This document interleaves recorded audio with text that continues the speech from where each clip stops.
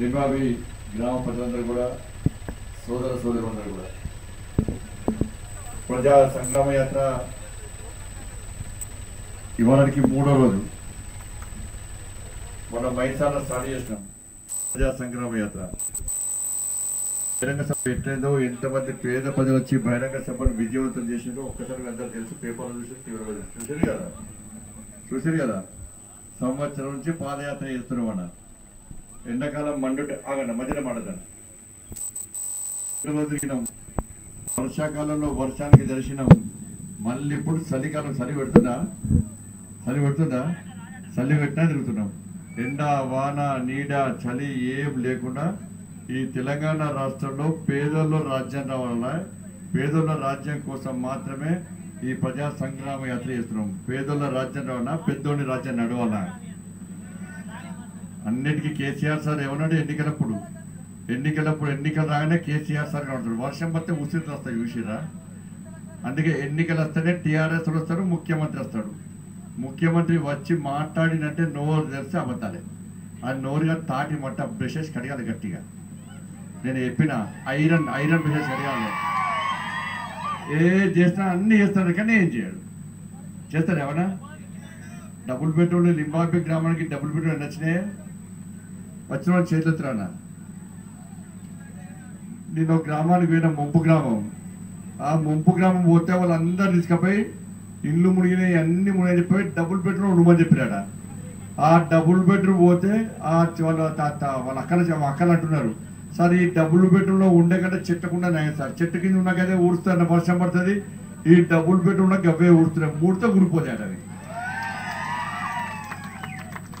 అందరికీ ఇల్లు ఇస్తాడు. ఇచ్చిండు అందరికి ఇల్లు ఇయ్యలే కేసీఆర్ సార్. అందరికి జాగాలు ఇచ్చిండా? నిన్న స్టార్ట్ చేసినట. ఇప్పుడు ఏమంటుండు సార్ అంటే, మొన్నదానికేనేమో జాగా ఉన్న వాళ్ళందరికీ 5 లక్షల రూపాయలు ఇస్తా ఇల్లు కట్టుకోవడానికి అన్నాడు 3 సంవత్సరాల క్రితం.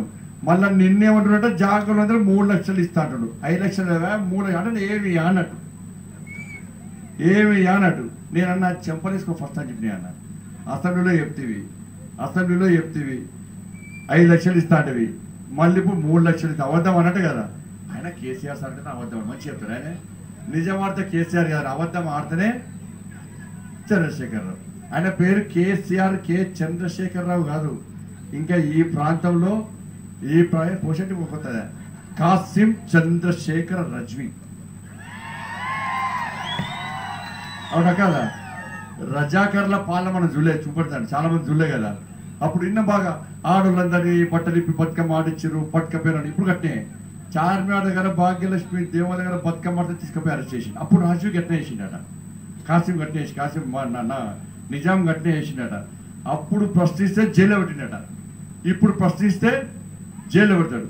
ఎవరైనా రోడ్డుకి ఉద్యమం చేస్తే లాఠీతో కొట్టిస్తాడట. ఇప్పుడు లాఠీతో కొట్టిస్తున్నారు. ఇప్పుడేమో అన్న చెప్తారు, ముదల 20 మంది మీద రౌడీ షీట్లు ఓపెన్ చేసినారు. ఏం పాపం చేసిరే? నీ ఫామ్ హౌస్కి వచ్చినా, నీ ప్రగతి కూడా వచ్చినా, నీ గల్లబట్టి గుర్తుకొచ్చినాడు, తాగే గ్లాసులకు వచ్చినాడు, తాగే మందు బాటలకు వచ్చినా. ఇప్పుడు ఎవరైనా సార్ ఇప్పుడు టైం ఎంతైంది? ఇప్పుడు ఎంతైంది టైం? 10కి లేవాలి సార్ పడుకోండి. సారు రాత్రి మప్పుడు 4 గంటలకు ఉంటాడు. మళ్ళీ ఇప్పుడు 12 గంటలకు 1 లేస్తాడు. లేచి మళ్ళీ గంట సేపు పోతాడట. దాన్ని పేపర్ చదువుతాడట. పేపర్ చదివి 2 గట్టిగా ఊది బయటకు వచ్చి సాయంత్రం 5 దాకా ఫ్రెష్ అవుతాడు సార్. మళ్ళీ దేనికోసం? 90 ఒకప్పుడు ఎంత అమాయకున్నదే. నేను ఈ ఆదిలాబాద్ నిర్మల్ జిల్లాలో ఇంత అమాయకులు ఒకప్పుడు 90. ఇప్పుడు పేద ప్రజలు భారతీయ జనతా పార్టీ కార్యకర్తలు పెట్టే టెన్షన్ కు సార్ ఒక్క ఫుల్ చంపుతాడు. మళ్ళా అంతా వితౌట్ సోడా. ఇక్కడ నీళ్ళు వస్తున్నాయా? మరి సార్ అనగా బాగా నీళ్ళు ఇస్తున్నాడు. ఉద్యోగాలు వచ్చినాయి ఎవరికైనా? తమ్ముళ్ళకు ఉద్యోగాలు వచ్చినాయా? ఉద్యోగాలు రాకపోయా, జాగాలు ఇయ్యకపోయా, ఇండ్లు ఇయ్యకపోయా, నీళ్ళు ఇయ్యకపోయా. రోడ్లు బాగున్నాయట ఇవన్నీ. ఆటోలు గిట్ట ఫుల్ స్పీడ్ వస్తాయి ఇక్కడ. మరి రోడ్లు లేకపోయా. ఇంతమంది స్కూల్ చూస్తాను నాకు ఎంత ఘోరమన్నా. 79 మంది పిల్లలుంటే, స్టూడెంట్స్ ఉంటే ఒక్కటే సారు ఏక్ నిరంజన్. పాపం సారు చెప్పు సార్ ఏం బాధ అంటే, సార్ సస్పెండ్ ఇస్తారు సార్ అన్నట్టు. ఏం చెప్పి వెళ్ళంగా చెవులో చెప్పాను. వద్దు సార్ టీవీలు చూస్తారు సార్ అంటాడు. అంటే బాధలు బయట ఎప్పుడు కూడా భయపడతారు పోలీసులు సార్లు.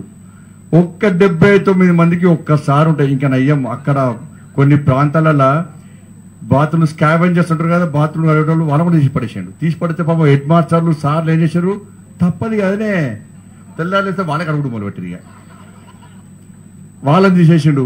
ఉద్యోగాలు ఏమంటే ఉన్న ఉద్యోగాలు తీసేస్తున్నాడు. గడ్డాలు మీసాలు పెంచుకొని నేను సెంట్రల్ యూనివర్సిటీ పోతే ఒక్కొక్కరు గడ్డాలు మీసాలు పెంచుకున్నారు. ఉద్యోగం వస్తారు సార్, నోటిఫికేషన్ ఇస్తారు సార్ అంటే ఇయ్యలే. మనకు ఉద్యోగాలు నిరుద్యోగ గుర్తిస్తాను ఇయ్యలే. ఆయన ఇంట్లో 5 కుతలు అయ్యా మా ముఖ్యమంత్రి, కొడుకు మంత్రి, బిడ్డ ఎమ్మెల్సీ, అల్లుడు అగ్గిపెట్ట దొరకని హరీష్ రావు మంత్రి, ఇంకోనే మందులో సోడా వస్తేనే మందుగోలు ఇస్తేనే రాజ్యసభ. ఇక్కడ మనకు మాత్రం ఉద్యోగాలు లేవు. అందరికీ ఏమైపోయారు, అప్పు చేసిండు. 5 లక్షల కోట్లు అప్పు చేసిండు. ఇంతకుముందు ఒక అవ్వ కలిసింది, ఏం కావాలి అవ్వ అంటే పైసలు కావాలి నాకు, పైసలు నా కొడుకు అప్పుల పడాలంటే నువ్వు నీ కొడుకు అప్పుల పడాలి, ఇంకా ₹1,00,000 అప్పు కేసీఆర్ కూడా చేసిండు చెప్పిన. వీడు ఉన్నోళ్ళు అందరి పేరు ఒక్కొక్కరి పేరు ₹1,00,000 అప్పు చేసిండు. మన వాళ్ళ పేరునే కాదు, పుట్టబోయే బిడ్డ పేరు ₹1,00,000 అప్పు చేసిండు. ఈయన మా కార్యకర్త పెళ్లి చేసుకున్నాడట. ఎంతమంది పిల్లలంటే లేదు సార్ మన ప్రభుత్వం వచ్చాకనే పిల్లలకంట, లేకుంటే మన ₹1,00,000 అప్పాయా మళ్ళా పిల్లలు కనాలేమో ₹1,00,000 అప్పు. ఎందుకు సార్ టెన్షన్, మన గవర్నమెంట్ వచ్చినాక ఈ 5 లక్షలు అప్పు తీసాకనే పిల్లలకంట అప్పరంగా అన్నాడు. అంటే పెళ్లి చేసుకుందామని కూడా భయపడతారు వాళ్ళకి. అట్లున్న పరిస్థితి కేసీఆర్ సార్, అవునా కదా? అందుకే మన పేదోళ్ళ రాజ్యం రావాలి, అందరూ మంచిగా ఉండాలని చెప్పే మన నరేంద్ర మోడీ గారి నేతృత్వంలో మనం పనిచేస్తున్నాం. నేను మరాఠీ సోదరులు వచ్చారు, మాకు ఏం ఉద్యోగాలు సార్, అన్నిట్లలో రిజర్వేషన్లు చేస్తారు, మాకు చాలా ఇబ్బంది అవుతుంది సార్, మాకు ఆ బీసీ ఓబీసీ రిజర్వేషన్ మాకు కల్పించాలి సార్, ఆ హోదా మాకు కల్పించాలి సార్ చెప్పి వాళ్ళందరూ చెప్పారు. తప్పకుండా ఆ విషయంలో నిన్ననే మా జాతీయ అధ్యక్షుడు డాక్టర్ లక్ష్మణ్ గారితో మాట్లాడినా. నేను కూడా OBC committee standing committee member కాబట్టి తప్పకుండా ఆ సమస్యలపై ఏమున్నది చదువుకుందామని ఇప్పుడు భాష త్రిబులేటి ఉన్నది. ఏమైందని నిన్న 60 మందికి 80 మందిగా 50-30 పెరిగినాయి, ఇంకా 80 మందికి ఫుడ్ పాయిజన్ అయింది. ఆడ ఏం చేస్తున్నాడంటే కేసీఆర్ సారు పొమ్మని లెక్క పొగ పెడతాడు. అక్కడ చదువుకోదు ఎవరు పిల్లలు, ఎందుకంటే ఆయనకు వ్యతిరేకంగా సమస్యల కోసం ఫైట్ చేసింది కాబట్టి వీళ్ళు ఉంటే నాకు కాంట్రాక్ట్ నడదు. కేసీఆర్ సార్ చుట్టపోయిన కాంట్రాక్ట్ ఆయన, దానిలో కేసీఆర్ సార్ కొడుకు కూడా పార్ట్నర్షిప్, అన్నింటిలో పార్ట్నర్షిప్పే, లిక్కర్ దందాల పార్ట్నర్షిప్పే, పత్తాల కేసుల పార్ట్నర్షిప్పే, మందుల పార్ట్నర్షిప్పే. అవునా కేసీఆర్ షాపులు ఉన్నాయా? ఇక్కడ ఉన్నాయా? ఎన్ని ఉన్నాయే? ఓ 10 ఉన్నాయా? 4 ఉన్నాయా? అయితే తక్కువనే అయిందా మీ దగ్గర? ఆ త్రిబులైటీలా పిల్లలు తిండి పెట్టమంటే పాయిజన్ అయింది. పోనీ పాయిజన్ అయితే మన చిన్న పిల్లలకైతే వెంటనే హాస్పిటల్ పోతాం. ఈయన పేరు పోతుందని చెప్పి హాస్పిటల్ మొత్తం గేట్లు పెట్టిండు, కాలేలా గేట్లు పెట్టి పోలీసులను పెట్టి లోపల బయట అందిస్తలేరు, బయట లోపల ఉండిస్తలేరు. మరి తల్లిదండ్రులకు ఇబ్బంది బాగా ఉంటుంది లేదా? నా బిడ్డ కొడుకు మంచిగా ఉండడా, బతికిండ్రా, ఉన్నరా లేరా, ఈ ఫుడ్ పాయిజన్ అయితే బతుకుతారా లేరా, ఏమైందో కనీసం సమాచారం ఇవ్వకుండా వాళ్ళ ఫోన్లు కూడా గుంజుకొని ఇలా దౌర్జన్యంగా నిర్బంధ కాండకు నియంతృత్వం చేసిన ప్రయత్నం రాష్ట్ర ముఖ్యమంత్రి చేసిండు. ఇప్పటికీ 5 ఇంకా హాస్పిటల్ ఉన్నారట, కనీసం బయటకు చెప్తున్నాడు. చిన్న పిల్లలకు తిండి పెట్టలేని పరిస్థితిలో ఉంది కాబట్టి మీ ఇండ్ల కోసం, మీ పిల్లల ఉద్యోగాల కోసం, మీ జాగల కోసం, మీ రోడ్ల కోసం, మీ మోర్ల కోసం, గ్రామ పంచాయతీల అభివృద్ధి కోసం ఇవాళ నరేంద్ర మోడీ గారు ప్రభుత్వం నిధులు ఇస్తున్నా కూడా ఈ రాష్ట్ర ముఖ్యమంత్రి నిధులు మొత్తం దారి మళ్లిస్తుంది. కాబట్టి మన రాజ్యం రావడానికే, పేదోళ్ళ రాజ్యం రావడానికే ఇవాళ భారతీయ జనతా పార్టీ ఈ ప్రజా సంగ్రామ యాత్రను సంవత్సరం నుంచి చేస్తున్నామన్నా.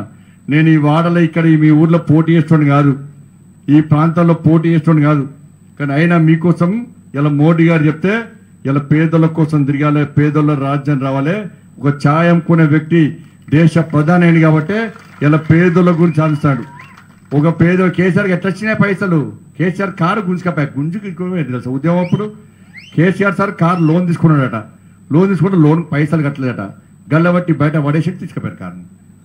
రథంలో పోతుంటే రథం కిందేసి తీసుకుపోయారట. మరి అప్పుడు లోన్ కట్టని కేసీఆర్ సార్ గిన్ని లక్షల కోట్లు ఎక్కడికి వచ్చినాయి?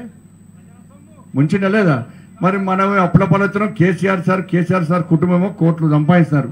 అందుకే పెద్దోళ్ళ రాజ్యం పోవాలి, ఇలా పేదోళ్ళ రాజ్యం రావడానికే ఈ ప్రజా సంగ్రామ యాత్ర చేస్తున్నాయి. కాబట్టి ఇంత లింబాబి గ్రామంలో, ఇంత మండు టెండలో ఇంత పెద్ద ఎత్తున స్వాగతం పలికిన మీ అందరూ కూడా హృదయపూర్వక ధన్యవాదాలు తెలియజేస్తూ ఒక్కసారి భారతీయ జనతా పార్టీకి అవకాశం ఇవ్వండి.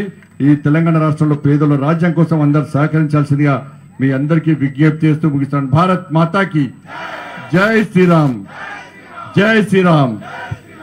హాయ్ ఫ్రెండ్స్, మా టుడే టుమారో యూట్యూబ్ ఛానల్ చూస్తున్నందుకు చాలా థ్యాంక్స్. మరిన్ని లేటెస్ట్ వీడియోస్ కోసం వెంటనే సబ్స్క్రైబ్ చేయండి. అలాగే ఈ బెల్ ని కూడా రింగ్ చేసేయండి. మా నోటిఫికేషన్స్ అన్ని మీ మొబైల్లో వస్తాయి.